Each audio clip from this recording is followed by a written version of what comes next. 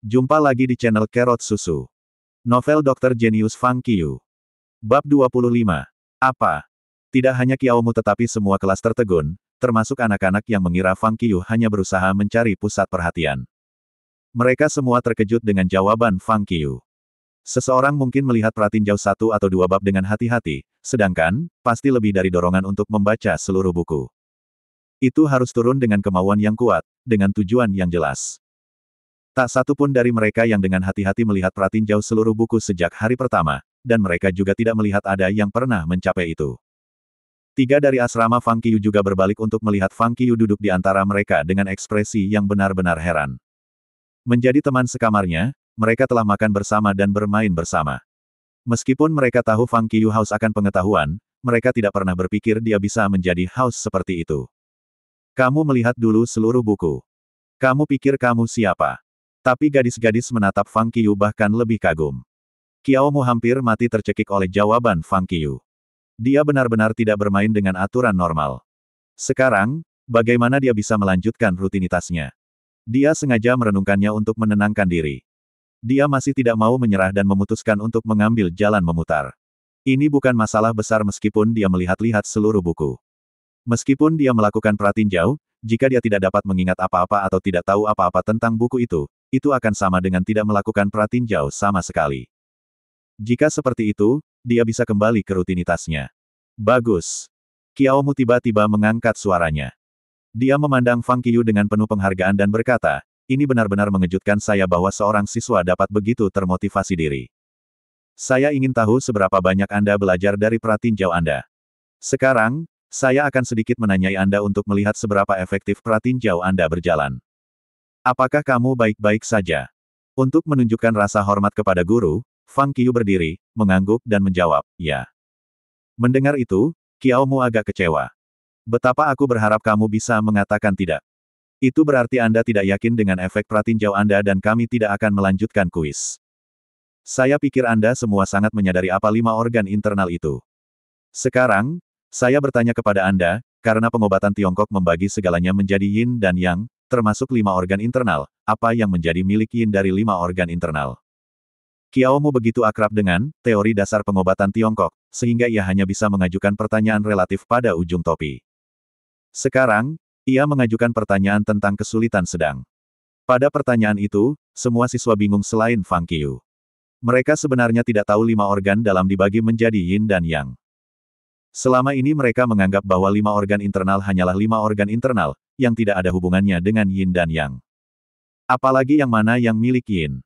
Tapi Fang Qiu menatap Qiaomu dengan berseri-seri. Pertanyaan itu terlalu mudah baginya. Kemudian, dia menjawab, jantung adalah elemen api, mengatur kehangatan tubuh dan aliran darah, jadi itu adalah organ yang dari kategori yang. Paru-paru adalah unsur emas, mengatur pemurnian dan penurunan, jadi itu adalah organ yin dari kategori yang. Hati adalah unsur kayu, yang mengatur naik dan mengeruk, jadi itu adalah organ yang dari kategori yin. Ginjal adalah unsur air, yang mengatur penyumbatan dan penyimpanan, sehingga merupakan organ yin dari kategori yin. Limpa adalah unsur bumi, terletak di tengah jiao, jadi itu adalah organ yin dari kategori yin. Wah! Seluruh kelas tercengang. Dia tidak hanya menghitung mana yang milik yin tetapi juga mana yang milik yang. Dia hanya ditanyai dengan satu pertanyaan, tetapi dia juga menjawab 5 elemen mana yang bersesuaian dengan 5 organ internal. Dia bahkan menjawab apa yang diatur oleh 5 organ internal. Bravo! Sekarang, kelas mulai percaya Fang Qiu melakukan pratinjau seluruh buku. Namun demikian, mereka sendiri tidak tahu tentang hubungan antara 5 organ internal dan 5 elemen, belum lagi sifat yin dan yang mereka. Tidak buruk. Qiaomu mengangguk. Sepertinya anak itu tidak berbohong tentang itu. Dia melakukan pratinjau pelajaran. Namun, dia tidak punya niat untuk membiarkan Fang Qiu lolos. Dia bertekad untuk menjalani rutinitasnya. Benar. Sekarang, pertanyaan kedua. Dia memutuskan untuk menanyakan yang sulit. Amandemen kanon yang dikategorikan, perubahan Mekah menyebutkan bagaimana kita harus berurusan dengan yang paling dinamis dan bagaimana kita akan menangani yang paling yin. Tundukkan yang paling dinamis dengan yang statis, dan tundukkan yang paling yin dengan yang. Jawab Fang Qiu. Mendengar itu, Qiaomu berpikir, mengesankan. Kamu bahkan bisa menjawab pertanyaan tipuan seperti itu. Lalu, aku akan mengambilnya setingkat dan mengajukan serangkaian pertanyaan padamu. Saya tidak percaya Anda masih bisa memberikan saya jawaban. Ketika ki api hati sudah cukup dan untuk cadangan, apa yang bisa menyalipnya? Dan apa yang bisa ia batasi secara terbalik? Ketika ki hati api tidak cukup, itu akan menyebabkan apa yang menyalip. Dan apa yang akan membatasi itu secara terbalik? Ketika ki api jantung sudah cukup dan cadangan, itu bisa menyalip paru-paru emas dan membatasi air ginjal secara terbalik. Ketika ki jantung api tidak mencukupi, itu akan menyebabkan paru emas menyalip dan air ginjal akan membatasinya secara terbalik. Fang Qiu menjawab dengan cepat. Prinsip terapeutik dari suplementasi ibu dan pengeringan anak berlaku untuk penyakit seperti apa? Pertanyaan yang diajukan Qiaomu bukan lagi pertanyaan tentang teori tetapi pada perawatan penyakit. Walaupun teorinya mudah dibaca dan dipahami, mengobati penyakit adalah hal yang berbeda. Dia tidak percaya siswa di depannya dapat mengingat prinsip-prinsip terapi hanya dengan melakukan pratinjau. Itu berlaku untuk keadaan ketika elemen anak mendapat penyakit elemen ibu menyebar ke elemen anak, atau ketika hanya satu organ yang sakit. Tapi jawaban Fang Qiu menggagalkan harapannya. Jawabannya benar sekali. Keringat mulai membalut dahi Qiaomu. Selama pengajaran 6 tahun, itu adalah pertama kalinya dia merasa kelas itu agak di luar kendalinya. Apa arti dari, hasilkan saya, batasi saya hasilkan, dan saya batasi? Ilustrasikan dengan contoh. Tanya Qiaomu dengan cemas. Projusmi, artinya. Seperti kontes antara dua ahli seni bela diri, Qiaomu dan Fang Qiu bertanya dan menjawab setiap pertanyaan secara berturut-turut, menyilaukan mata siswa lain yang hadir. Secara internal, mereka sangat terkejut. Sebagai seorang guru, Qiaomu dapat mengajukan satu demi satu pertanyaan tanpa berpikir, yang merupakan bukti tingkat pengetahuannya. Tapi yang lebih mengerikan adalah Fang Qiu benar-benar menjawab semua pertanyaan. Jawabannya benar sekali. Itu benar-benar terasa seperti dua pendekar pedang top dari zaman kuno hanya saling berhadapan. Ketika salah satu menyerang, yang lain meluncurkan serangan balik. Betapa mendebarkan. Ketika mereka menyaksikan, pertanyaan-pertanyaan itu muncul semakin cepat dan menjadi semakin sulit, tetapi jawaban-jawaban mengalir semakin cepat juga, meskipun mereka sama akuratnya dengan yang sebelumnya. Kekaguman memuncak di hati para siswa yang hadir, begitu pula dengan perasaan kehilangan yang begitu populer. Kita semua adalah siswa. Tapi lihat Fang Qiu, dia hampir memahami semua pengetahuan dari seluruh buku. Kemudian, lihat saya masih bingung dengan apa itu pengobatan Tiongkok. Itu celah yang sangat besar. Tetapi semuanya menstimulasi dorongan hati jauh di dalam hati mereka untuk melakukan semua yang mereka bisa untuk mengejar ketinggalan. Semakin banyak pertanyaan yang diajukan Qiaomu, keringat di dahinya menjadi. Tapi matanya semakin bersinar.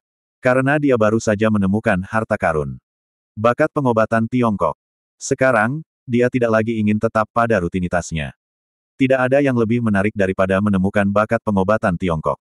Setelah mengajukan lebih dari 10 pertanyaan berturut-turut, tidak peduli seberapa sederhana atau kompleks, seberapa umum atau jarang pertanyaan itu, Fang Qiu selalu memberinya jawaban sempurna. Qiaomu menelan dengan susah payah. Kemudian, dia menatap Fang Qiu dan bertanya. Apakah Anda pernah belajar tentang pengobatan Tiongkok? Setiap siswa di tempat kejadian menajamkan telinga mereka dan menatap Fang Qiu. Siswa lain di kelas ini juga cukup ingin tahu tentang itu. Mereka semua curiga bahwa Fang Qiu sudah mempelajari pengetahuan pengobatan Tiongkok. Kalau tidak, bagaimana dia bisa tahu banyak tentang itu? Tapi Fang Qiu hanya menggelengkan kepalanya sambil tersenyum. Dia belum pernah mempelajarinya sebelumnya. Melihat itu, semua orang terperangah dan terdiam. Dia mampu menjawab semua pertanyaan yang diajukan guru hanya dengan melihat dulu pelajarannya. Kamu benar-benar berperilaku menyimpang dari alam. Ketika kita mengambil ujian, kamu pasti akan lulus dengan nilai penuh. Baik. Sangat bagus. Kata Qiaomu dengan penuh semangat dengan suara menggelegar. Kemudian, dia memandang Fang Qiu dengan penuh penghargaan dan bertanya, murid, apa nama keluargamu yang terhormat? Nama keluarga terhormat dan terhormat. Seluruh kelas tercengang. Profesor, tolong lakukan hal-hal dalam batas. Meskipun dia menjawab selusin pertanyaan dengan benar, itu tidak berarti kamu harus sangat rendah hati di depannya. Kamu adalah gurunya, bukan? Tapi Qiaomu tidak keberatan. Matanya masih terpaku pada Fang Qiu. Profesor, nama keluarga saya adalah Fang, dan nama lengkap saya adalah Fang Qiu. Jawab Fang Qiu dengan sangat sopan. Fang Qiu, bagus. Sangat bagus. Silakan duduk. Qiaomu memberi sinyal pada Fang Qiu untuk duduk. Kemudian, dia mengambil waktu sejenak untuk memulihkan ketenangannya sebelum berkata, aku terkejut bahwa kelas kita memiliki bakat yang belum ditemukan. Dia benar-benar satu-satunya yang pernah saya lihat dalam hidup saya yang bisa sejauh ini hanya dengan melihat pratinjau buku. Saya percaya sejak Universitas Pengobatan Cina Jiangjing didirikan, tidak ada yang pernah mencapai itu seperti mahasiswa Fang. Kalian semua harus mengikuti teladannya. Satu-satunya yang pernah dilihatnya dalam hidupnya. Deskripsi itu membuat hati setiap siswa berdenyut. Pujian yang tinggi. Yang pertama sejak berdirinya universitas. Sangat mengesankan. Tidak ada yang berpikir bahwa Fang Qiu hanya mencari popularitas dengan mengucapkan kata-kata yang mengejutkan. Karena dia membuat semua orang terkesan sampai sejauh itu, apa yang dia lakukan berada di luar itu, bisa dikatakan bahwa dia hanya mengabaikan orang lain dengan kekuatan yang tak tertandingi. Akhirnya, dengan Fang Qiu menjadi contoh, Qiaomu kembali ke rutinitas aslinya, memotivasi siswa untuk belajar keras. Dengan Fang Qiu menjadi contoh luar biasa yang tak terbayangkan dan instruksi tulus dari guru, seluruh kelas 3 dari Sekolah Pengobatan Tiongkok tiba-tiba dipenuhi dengan antusiasme untuk belajar. Tidak ada yang mau dikalahkan oleh siswa lain. Meskipun Fang Qiu telah menetapkan standar tinggi untuk mereka, mereka tidak akan terintimidasi olehnya. Mereka tidak akan menyerah padanya. Pada akhirnya, dua sesi yang direncanakan sebenarnya digabungkan menjadi satu kelas panjang. Saat kelas selesai, Qiaomu meraup buku-bukunya dan bergegas keluar kelas, seolah-olah dia memiliki sesuatu yang mendesak. Para siswa kelas 3 sedang mengepak buku-buku mereka, bersiap-siap untuk pindah ke kelas lain untuk kelas mereka berikutnya, bahasa Cina kuno untuk pengobatan. Saat mengatur buku-buku, Sun Hao mengeluh kepada Fang Qiu dengan senyum masam. Yang termuda, bisakah kamu menahan bakatmu sedikit? Kamu sangat brilian. Sebagai perbandingan, kita sama tidak bergunanya dengan kotoran busuk. Persis. Gema Zhou Xiaotian, wajahnya menunjukkan semua dukungannya untuk persyaratan itu. Matanya yang bosan dengan mata Fang Qiu cukup tidak puas. Melihatku begitu hebat, bukankah kamu memiliki motivasi lebih untuk belajar? Menarik buku-bukunya kembali ke tas sekolah ini, Fang Qiu berkata dengan nada menggoda, berseri-seri. Tentu termotivasi. Tapi kami merasa tidak enak badan. Kata Sun Hao dengan wajah pahit. Itulah tepatnya yang aku tuju. Setelah meletakkan tas sekolahnya di satu bahu, ekspresi Fang Qiu berubah sedikit serius dan dia berkata dengan suara rendah dan dalam, praktisi pengobatan Tiongkok bertanggung jawab untuk menyelamatkan nyawa dan berbuat baik kepada masyarakat. Dalam kehidupan kampus Anda yang tanpa tujuan dan pada tahap awal Anda mempelajari pengobatan Cina, saya harap saya bisa menjadi seseorang seperti mercusuar, memimpin semua orang untuk maju. Ketika Anda bekerja keras untuk mengejar atau bahkan mengejar saya berharap prestasi akademis Anda dan pengetahuan tentang kedokteran dapat memiliki lompatan besar. Dia mengucapkan kata-kata itu dengan cukup serius, tanpa sedikit pun keceriaan. Meskipun kata-kata itu agak formal, agak terdengar tinggi. Mereka memang mengungkapkan tujuan asli Fang Qiu. Dia bukan tipe pria yang suka mencuri perhatian. Jika dia sedang mempelajari profesi lain, dia akan mempertahankannya. Namun, apa yang dia pelajari adalah profesi yang membutuhkan siswa untuk menyelamatkan nyawa dan membantu yang terluka. Setiap orang harus memiliki pengetahuan yang kuat tentang semua keterampilan medis. Karena itu, ia melangkah maju untuk menjadi teladan mereka. Untuk semua orang di bawah kontras dan memotivasi mereka untuk belajar pengobatan Tiongkok dengan baik. Bagaimanapun, kekuatan seorang praktisi pengobatan Tiongkok terbatas. Hanya ketika semua yang lain mempelajari pengobatan Tiongkok dengan baik dan menjadi dokter yang hebat, maka banyak orang yang menderita penyakit dan penyakit di dunia dapat memiliki kesempatan untuk melanjutkan hidup mereka. Mengenai apakah beberapa orang akan menganggapnya sebagai pria yang suka mendorong dirinya sendiri ke depan dan pamer, dia tidak peduli sedikitpun. Bagaimanapun, penilaian mereka tidak bisa memengaruhinya. Setelah menyelesaikan kata-kata itu, Fang Qiu tersenyum pada mereka bertiga dan pergi dengan tas sekolahnya. Menatap punggung Fang Qiu, tiga teman sekamarnya semua terdiam. Mereka baru tahu bahwa mereka tidak benar-benar mengenal yang termuda. Ternyata dia sudah memiliki aspirasi yang begitu besar dan mempraktikkannya. Sejak Fang Qiu tiba di universitas ini, tidak peduli berangin atau hujan, tidak peduli ada pelatihan militer atau tidak. Dia telah membaca dan belajar tanpa henti. Aku sangat menyesal. Ketiganya menghela napas frustrasi sebelum berlari keluar untuk mengejar Fang Qiu. Sementara itu, di gedung School of Chinese Medicine, pintu kantor dekan dibuka. Suara itu memberikan dekan yang sedang membaca file di dalam ruangan cukup. Seketika, wajah dekan menjadi suram. Profesor Qiao, mengapa kamu terburu-buru? Apakah kamu tidak tahu kamu harus mengetuk pintu pertama? Menuntut Qi Kaiyuan, sedikit jengkel. Maaf, Din. Orang yang baru saja masuk adalah Kiao Mu, Profesor Fang Qiu yang mengajarkan teori dasar pengobatan Tiongkok. Dia dengan cepat menguasai dirinya, tetapi kegembiraan di wajahnya masih mengungkapkan emosi. Kemudian, dia berseru, "Din, saya menemukan bakat nyata di antara mahasiswa baru sekolah kami." Terima kasih masih bersama channel Carrot Susu. Bab 26. Bakat. Dekan Qi Kaiwen jelas tidak mempercayainya. Dia tahu hari ini Kiao Mu mengajar kelas 1. Dengan hanya satu kelas, peluang menemukan bakat agak redup. Itu benar. Melihat dekan tidak percaya pada kata-katanya, Kiao Mu menjadi cemas. Dia cepat-cepat menggambarkan apa yang baru saja terjadi di kelasnya. Setelah mendengarnya, alis Qi Kaiwen berkerut erat, tapi matanya penuh kejutan. Namun, dia masih tidak bisa mempercayainya. Bagaimana seorang siswa dapat menguasai hampir semua pengetahuan dari seluruh buku hanya dengan melakukan pratinjau? Pemahaman dan ingatan seperti itu agak menakutkan. Mungkin siswa bernama Fang Qiu itu telah belajar pengobatan Tiongkok sebelumnya, bukan?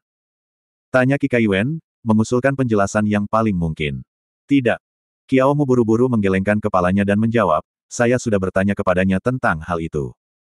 Dia bilang dia belum pernah belajar sebelumnya. Baik. Qi Kaiwen menemukan berita itu sangat sulit dipercaya. Biasanya, kasus seperti itu tidak ada. Tapi Kiao Mu tidak ragu.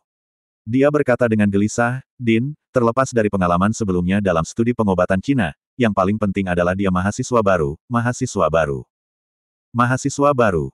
Melihat Kiao Mu terus menekankan kata, mahasiswa baru, di depannya, Qi Kaiwen agak bingung. Tapi kemudian, sesuatu terjadi padanya dan matanya berkilauan. Dia berkata dengan gembira, apakah Anda berbicara tentang kompetisi pengetahuan mahasiswa baru kedokteran Tiongkok? Persis. Kiao Mu langsung menjawab, kompetisi pengetahuan kedokteran Tiongkok dari mahasiswa baru yang diadakan di antara 9 universitas pengobatan Cina di Tiongkok Tengah akan dimulai lagi dalam sebulan. Kali ini, itu akan dipegang oleh kita lagi. Jika kita dinilai yang terakhir seperti kita tahun lalu, itu akan sangat memalukan. Tapi mungkin kali ini, Fang Qiu akan dapat membantu kita menang, bukan? Mendengar kata-kata itu, Qi Kaiwen merasakan sesuatu diklik di kepalanya. Dia segera bangkit, mulai mondar-mandir di kantor, yang menunjukkan betapa tidak realistisnya dia. Apakah Fang Qiu benar-benar memiliki kemampuan seperti itu? Dia berhenti dan bertanya dengan tiba-tiba. Saya menyaksikannya secara langsung. Jawab Kiao Mu segera. Setelah mendengar itu, Qi Kaiwen terus mondar-mandir. Semenit kemudian, dia berhenti mondar-mandir sekali lagi, menghela nafas dan berkata, kita tidak bisa mengambil risiko dengan peluang kita. Kami akan tetap mengadakan uji coba normal. Minggu depan, uji coba kompetisi pengetahuan pengobatan Tiongkok untuk mahasiswa baru di universitas kami akan dimulai. Jika Fang Qiu memang memiliki kemampuan seperti itu, dia pasti akan datang lebih dulu. Jika dia tidak memiliki, dia akan dihilangkan dalam uji coba. Tapi Anda harus berjanji kepada saya bahwa Anda tidak akan mengungkapkan apapun tentang uji coba kepada Fang Qiu, mengerti? Ya, mengerti. Kiao Mu langsung berjanji. Ketika Kiao Mu pergi, Qi Kaiwen mengambil tempat duduknya lagi. Ekspresinya agak kosong, tetapi juga berbaur dengan sedikit harapan dan perhatian. Sebagai dekan Fakultas Kedokteran Tiongkok, semuanya tergantung pada sekolahnya untuk memenangkan kompetisi ilmu pengetahuan pengobatan Tiongkok. Bagaimanapun, sekolahnya adalah sekolah pengobatan Tiongkok. Jika sekolahnya mendapat nilai bagus, semuanya akan baik-baik saja. Jika mereka kalah, itu akan sangat memalukan. Sebagai dekan, dia tidak punya alasan untuk menjaga dagunya tetap di kampus.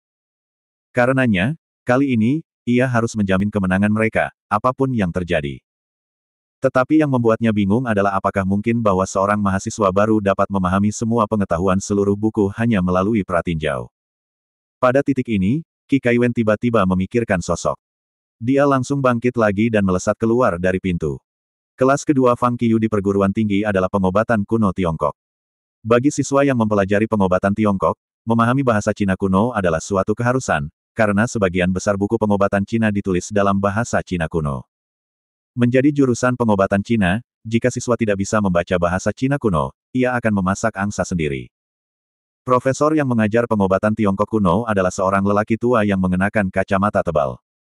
Dia tampak seperti seorang sarjana tua dengan pengetahuan mendalam tentang budaya tradisional Tiongkok.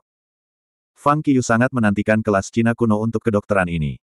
Meskipun itu adalah sepotong kue baginya untuk membaca bahasa Cina kuno, itu tidak berarti bahwa orang lain juga bisa melakukannya. Sekarang dia telah memilih jalur untuk mempelajari pengobatan Tiongkok, dia akan menaatinya. Dia tidak hanya akan menyelamatkan hidup tuan lamanya tetapi lebih banyak orang tersiksa oleh penyakit. Meskipun demikian, berapa banyak orang yang bisa diselamatkan oleh satu dokter setiap hari? Dan berapa banyak yang bisa dia selamatkan sepanjang hidupnya? Hanya ketika semua siswa yang mengambil jurusan pengobatan Tiongkok menjadi dokter yang terpelajar, mereka dapat benar-benar berkontribusi untuk kepentingan umat manusia. Justru karena dia sangat menyadari manfaat yang dapat dihasilkan oleh studi Tiongkok kuno untuk membantunya belajar pengobatan Tiongkok, dia sangat menantikan kelas ini. Di awal kelas, guru langsung mengajukan pertanyaan. Setelah liburan musim panas 3 bulan, aku bertanya-tanya apakah ada di antara kamu masih bisa melafalkan proses Cina kuno yang kamu pelajari ketika mempersiapkan ujian masuk perguruan tinggi. Ketika dia mengajukan pertanyaan itu, seluruh kelas memandang secara bersamaan Fang Qiu. Setelah 3 bulan relaksasi dan bermain liar, mereka telah lama mengembalikan pengetahuan sekolah menengah kepada guru sekolah menengah mereka. Tapi karena mereka menyaksikan ingatan tajam Fang Qiu di kelas sebelumnya, mereka tahu jika ada seseorang yang masih bisa melafalkan beberapa proses Tiongkok kuno, yang pasti Fang Qiu. Melihat penampilan semua orang, Fang Qiu entah bagaimana tidak tahu apakah dia harus tertawa atau menangis. Seperti kata pepatah, seorang pria takut ketenaran sebagai babi takut menjadi gemuk. Kadang-kadang, memotong sosok akan datang dengan efek samping. Mengikuti mata semua orang, profesor itu juga memandang Fang Qiu penuh harap, dan bertanya, siswa ini, Anda tampaknya menikmati harga yang cukup tinggi di antara semua teman sekelas Anda. Nah, berapa banyak proses dalam bahasa Cina kuno yang masih Anda ingat? Sekarang semua orang memegang siswa ini dengan hormat, dia harus menjadi orang yang bisa membaca proses. Guru itu tidak bertanya apakah dia masih bisa membaca salah satu dari proses itu tetapi hanya berapa banyak yang bisa dia baca. Dengan mata semua orang tertuju padanya, Fang Qiu berdiri, memikirkannya. Proses yang dia pelajari di sekolah tinggi terlintas di benaknya seperti film. Kemudian, dia menjawab, hampir semuanya. Wow! Seluruh kelas menjadi terpana. Bahkan sang profesor sendiri. Sun Hao bertepuk tangan di dahinya dan menggerutu dalam benaknya. Apakah itu akan membunuhmu jika kamu hanya mengatakan kamu hanya bisa melafalkan 1 atau 2 proses? Kamu dilahirkan untuk meledakkan kepercayaan diri kita. Bahkan Zhu Benzeng yang tertua, yang selalu pandai belajar bahasa Cina, terkejut dengan jawaban itu. Sekarang, dia hanya bisa melafalkan 3 atau 4 proses. Setelah Fang Qiu mencuri perhatian di kelas sebelumnya, dia pikir sekarang gilirannya untuk sedikit pamer dan menikmati penampilan semua orang yang mengagumi. Tetapi ternyata berbeda. Mereka semua. Kata-kata itu hanya menghancurkan semua kemarahannya. Siswa ini cukup percaya diri. Profesor dengan cepat pulih dari keterkejutan itu dan bertanya, saya ingin tahu berapa banyak poin yang diperoleh siswa ini dalam ujian masuk perguruan tinggi dan berapa banyak poin untuk bahasa Cina. Itu dia. Tidak sampai saat ini seluruh kelas memikirkan nilai ujian masuk perguruan tinggi. Kau sangat cerdas dalam belajar. Anda dapat dengan mudah menguasai seluruh buku hanya dengan melakukan pratinjau. Ketika datang untuk membaca proses Cina kuno, Anda dapat melafal hampir semuanya. Berdasarkan fakta-fakta itu, nilai ujian masuk perguruan tinggi Anda harus luar biasa tinggi. Khusus untuk subjek Cina.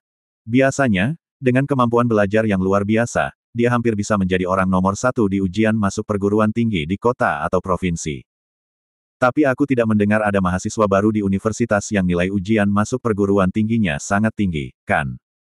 Semua orang berbalik untuk melihat Fang Qiu, dengan cemas menunggu jawabannya. Menatap mata semua orang, Fang Qiu tersenyum masam, nilai ujian masuk perguruan tingginya sebenarnya tidak terlalu tinggi. Dia menjawab, 132 poin untuk Cina, dan total 652 poin. Itu hanya sedikit lebih baik dari level rata-rata, tidak terlalu bagus. Ketika semua orang mendengar itu, meskipun mereka tahu nilainya cukup bagus, mereka tidak merasa jauh dari standar normal. Karena itu, mata yang mendarat di Fang Qiu dipenuhi dengan keraguan. Ketika saya hanya melihat kemampuan yang ditunjukkan Fang Qiu, saya akan mengatakan nilainya harus lebih dari 680, atau bahkan lebih dari 700, yang mungkin. Tapi nilainya Cina cukup bagus. Dia hanya kehilangan 18 poin, yang berarti dia benar-benar melakukan pekerjaan dengan baik dalam studi Tiongkok. Apa yang mereka tidak tahu adalah bahwa Fang Qiu tidak melakukan yang terbaik di ujian masuk perguruan tinggi dengan sengaja. Jika orang tuanya mengetahui hal itu, mereka pasti akan memberinya pukulan yang bagus. Tetapi dia benar-benar tidak melakukan yang terbaik. Dia dengan sengaja mencapai nilai sedang yang pasti akan memungkinkannya untuk diterima oleh Universitas Pengobatan Cina Jiangjing. Jika nilainya naik terlalu tinggi, terlalu mencolok, akan sulit jika keluarganya memaksanya untuk mendaftar ke universitas kelas 1 seperti Universitas Peking atau Universitas Tsinghua. Tetapi jika nilainya terlalu rendah, ia mungkin ditolak oleh Universitas Pengobatan Cina Jiangjing. Karenanya, ia dengan sempurna mempertahankan nilainya dalam kisaran menengah. Nilai bagus. Profesor itu memuji Fang Qiu. Kemudian, dia berkata, sepertinya tingkat kelas kita pada pelajaran Cina kuno relatif besar. Saya tidak perlu khawatir. Meskipun aku tidak merasa perlu khawatir, itu tidak berarti kamu bisa menjalani kehidupan yang mudah di sini. Pengobatan Tiongkok kuno sangat berbeda dengan pengobatan Tiongkok kuno biasa. Proses dalam bahasa Cina kuno yang Anda pelajari di sekolah menengah semuanya indah dan menarik dipilih dari lautan buku-buku kuno. Namun, pengobatan Tiongkok kuno tidak begitu menarik, juga tidak mudah untuk dipahami. Anda perlu tahu, di zaman kuno, kedokteran adalah profesi yang merendahkan martabat. Mereka yang berpengetahuan dan pandai menulis semuanya pergi untuk mengikuti ujian kekaisaran. Mereka yang belajar kedokteran relatif tidak pandai menulis. Karena itu, saya meminta Anda untuk menguatkan diri dan bekerja keras untuk mempelajari pengobatan Tiongkok kuno, yang akan sangat membantu studi pengobatan Tiongkok Anda. Baik. Kelas menjawab secara kolektif. Melihat bahwa seluruh kelas ingin belajar, Profesor sangat senang, begitu juga Fang Qiu. Dia sangat menyadari bahwa kekuatan seorang pria lajang terbatas, tetapi ketika semua orang menambah bahan bakar, nyala api naik tinggi. Pada saat yang sama ketika Fang Qiu sedang kuliah, di perpustakaan. Qi Kaiwen, Dekan Fakultas Kedokteran Tiongkok, muncul di meja sirkulasi perpustakaan. Dia berdiri di depan pustakawan, menatap yang terakhir dengan ekspresi kompleks. Sementara pustakawan itu menatapnya dengan damai. Mereka saling memandang selama beberapa saat sebelum Qi Kaiwen menghela nafas panjang dan berkata, "Rekan junior, mengapa kamu harus seperti ini?" Murid junior yang magang ini adalah satu-satunya jenius pengobatan Cina sejati yang dia dan tuannya temui seumur hidup. Tapi sekarang, dia menjadi seorang pustakawan terkurung di perpustakaan. Jika tuannya pernah belajar tentang ini, seberapa jengkelnya dia. Senior, jika Anda di sini untuk membujuk saya menjadi guru atau bekerja di rumah sakit sebagai dokter, silakan saja.